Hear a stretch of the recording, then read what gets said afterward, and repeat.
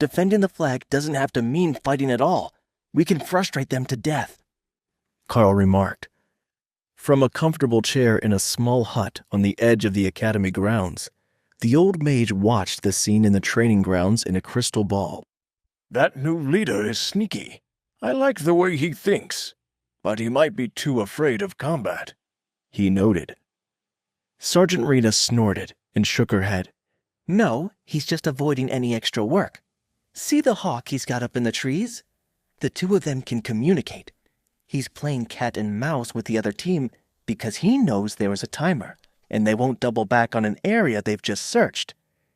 If they don't catch the trick, the time is going to run out with his people just sitting in the swamp," she explained.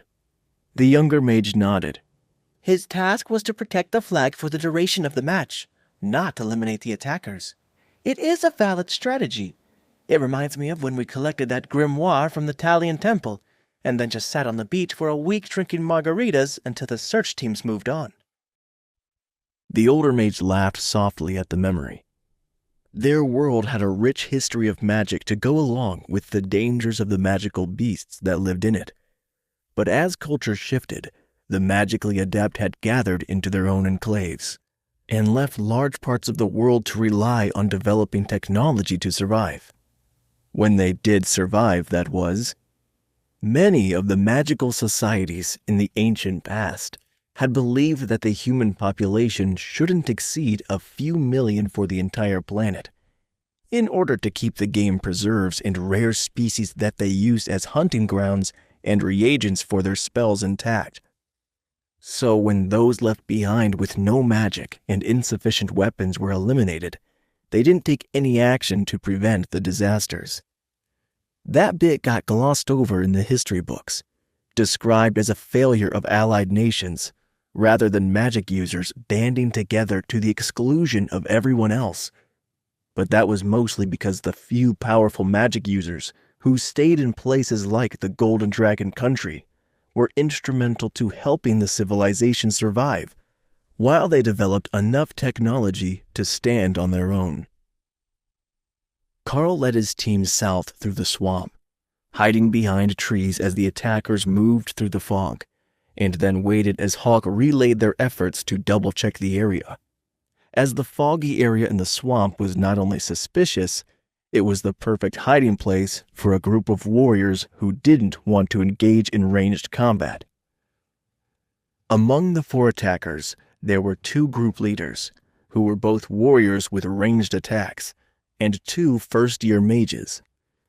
It was a well-balanced group of survivors, but they were outnumbered by the defenders and couldn't afford to be caught from behind if they missed someone. "They've moved. I don't sense any life here larger than a bird," one of the leaders whispered.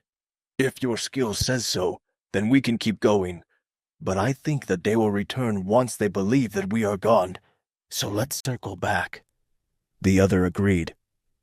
The mages weren't particularly happy about wading through swamp water all morning, but they got extra credit for just being part of the special training program, a reward for top-performing students, so they weren't going to complain and risk getting switched out. The attacking group headed north to check for the hiding spot of the last defenders, and Karl prepared to give the order to move again. "There are only 15 minutes left," one of the warriors whispered. "In that case, we wait right here. Hawk says they're going north, so they're not likely to find us at all."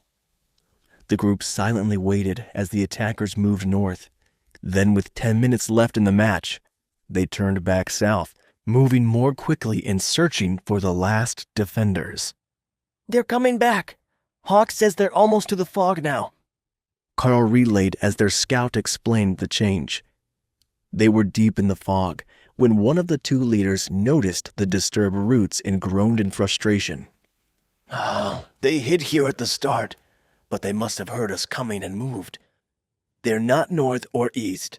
This is almost at the western edge, so they have to be south," he whispered to his team. "So, we search for them in the fog again?" one of the mages asked.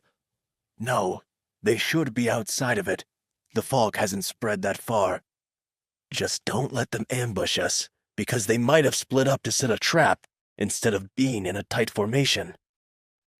The attack group moved cautiously, but they were moving directly toward the spot where Karl had hidden the defenders.